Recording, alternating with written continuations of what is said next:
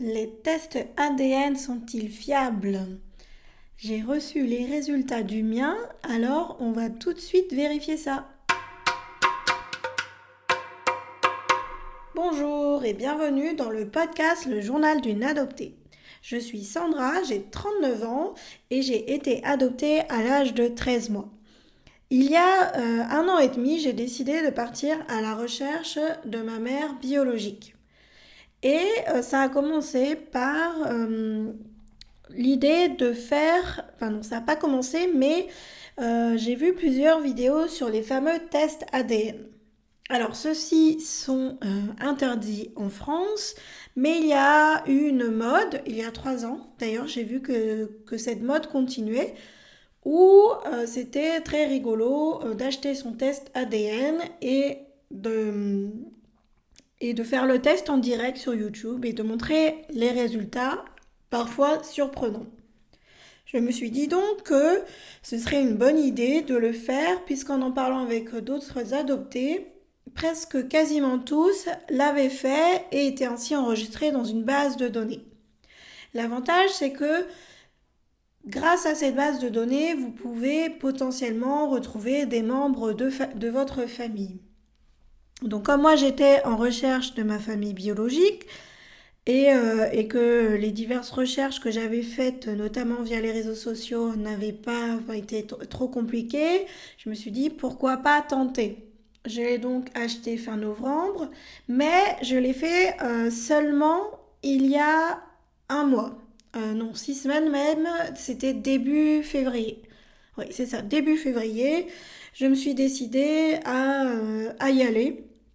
Parce que avant, il y avait tout le fait que ce soit pas légal de le faire en France. Il y a quand même des implications derrière puisqu'on donne notre ADN qui ensuite est utilisé notamment par les labos pharmaceutiques pour faire différents tests. Je ne sais pas exactement pourquoi.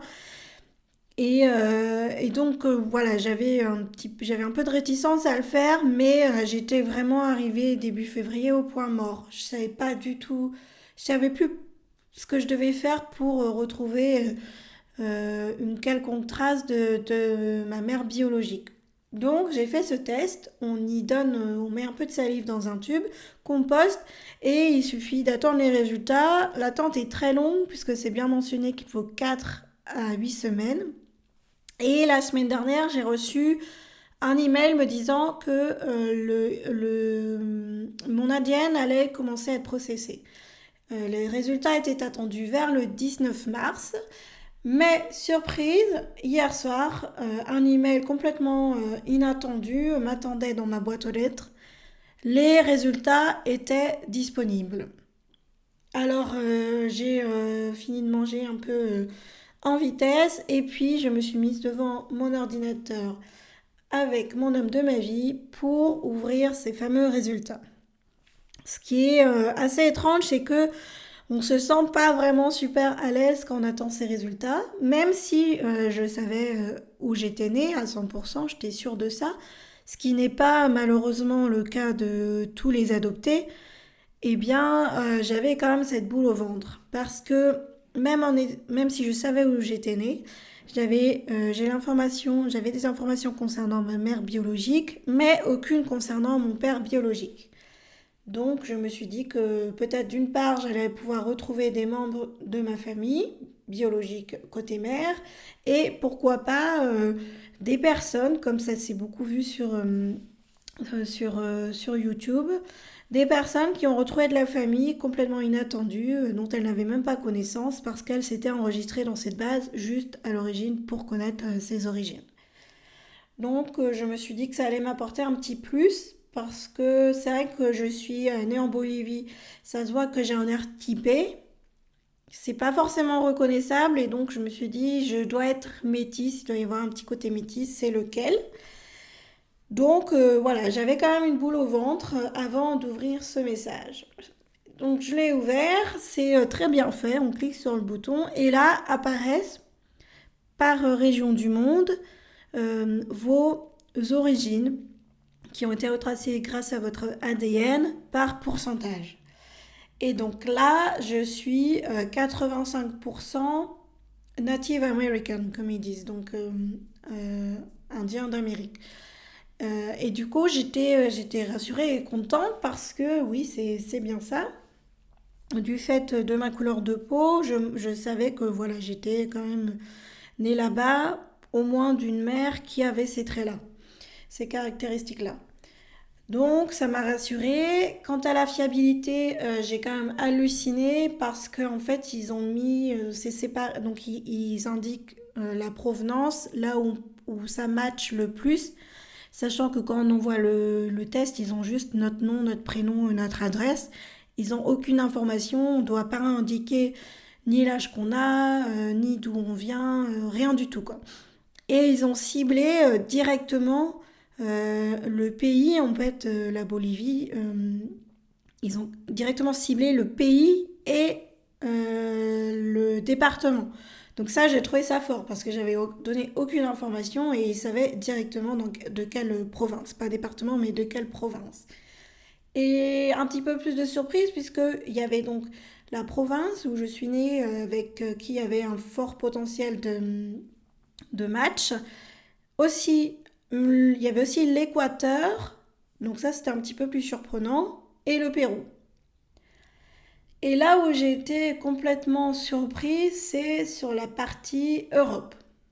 Surprise et déçue, je ne voulais pas avoir d'ascendance européenne et, euh, et j'en avais 12%, ce qui m'a paru quand même important.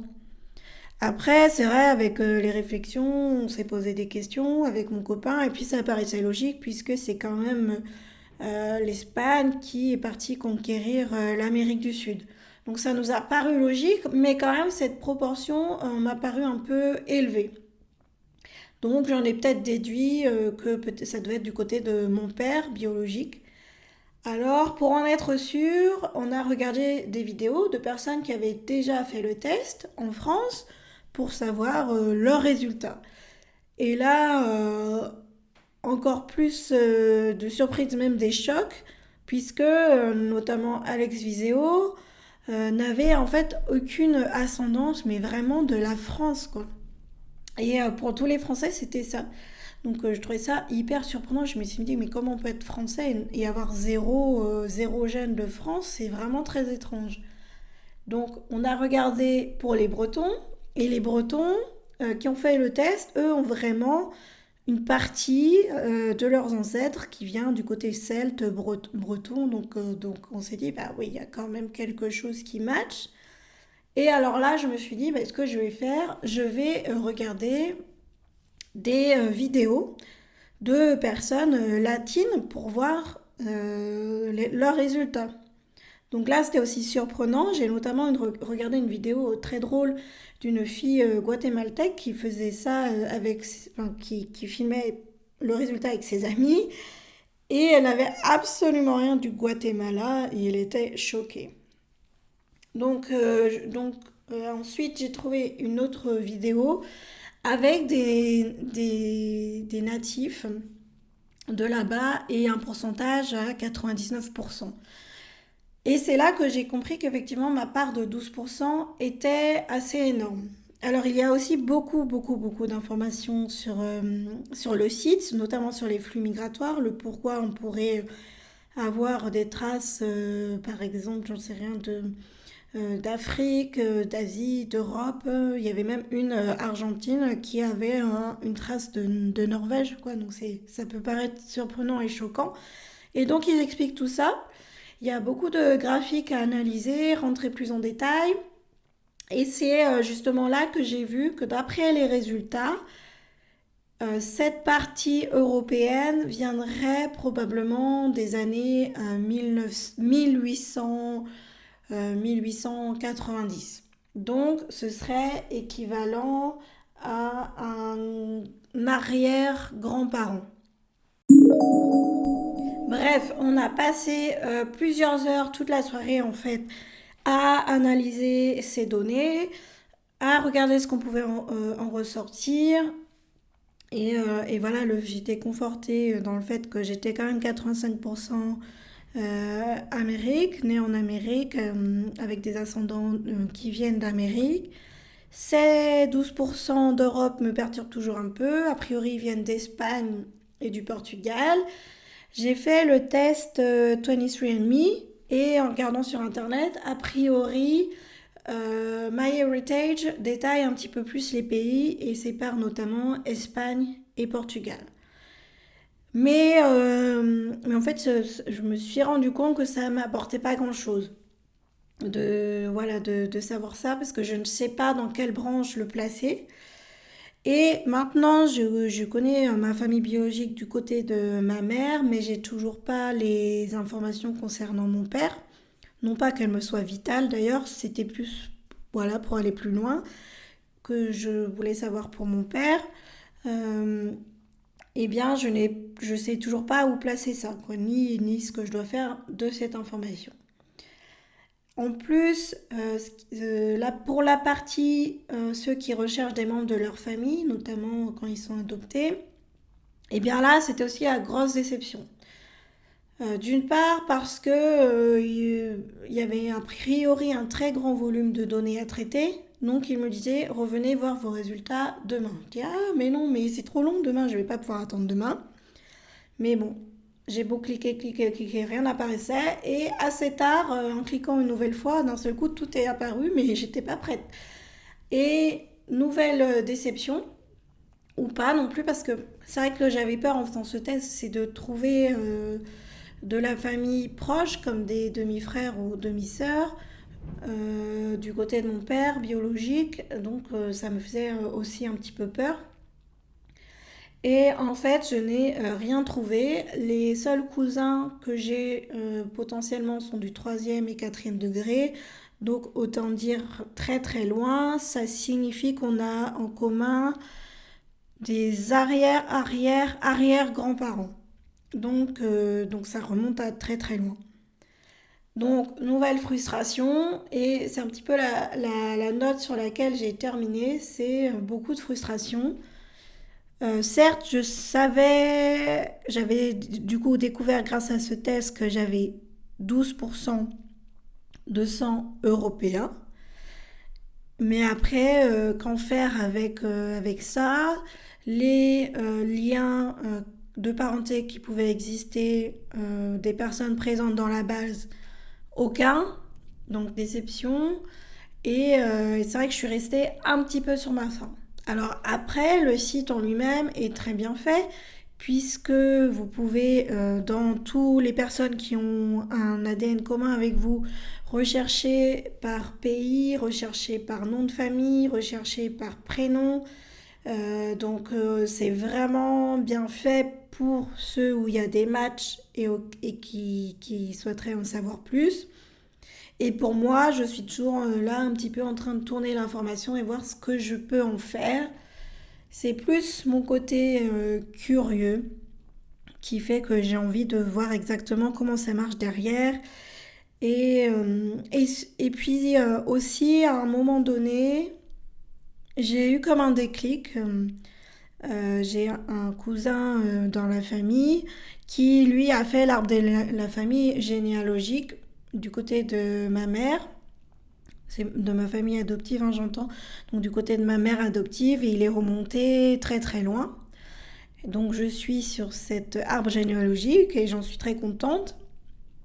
Et là, j'ai réalisé que d'un seul coup, eh bien, un deuxième arbre généalogique était en train d'être créé, quoi. Et là, c'est là, je crois que j'ai le plus frissonné en me disant, ben waouh, j'ai des noms de personnes qui ont le même sang que moi. Alors, je les connais pas du tout, à part mes frères et sœurs et ma mère, mais seulement depuis 2 semaines. Et là, je peux potentiellement dresser un arbre généalogique du côté de cette famille. Et c'est ça qui m'a donné le plus de frissons, qui finalement surpasse la frustration.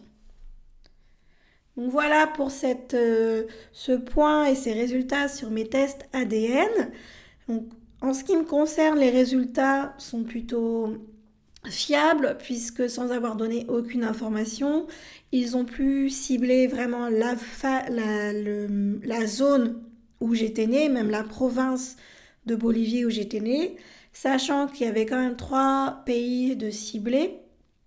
C'est vrai que par contre pour une personne qui recherche ses origines, ça peut être un peu perturbant d'avoir un bout en Bolivie, un bout au Pérou, un bout en Équateur et d'ailleurs même aussi au Mexique, dans le centre du Mexique. Donc ça peut être perturbant. Après, maintenant que j'ai retrouvé ma mère biologique et la famille du côté de ma mère, peut-être qu'un jour je pourrais rentrer plus en détail là-dedans et en savoir plus. Peut-être que j'ai des grands-parents ou arrière-grands-parents qui sont justement de l'Équateur ou du Pérou ou du Mexique. Et là, ça permettrait d'éclaircir certaines choses. Je vous remercie pour votre écoute. Si vous pensez que ce podcast qui aborde le thème de l'adoption peut aider des personnes qui se posent des questions, notamment au sujet de leurs origines, alors surtout, n'hésitez pas à y mettre la note de 5 étoiles dans votre application. Cela permettra de retrouver ce podcast plus facilement parmi tous les podcasts qui y sont présents.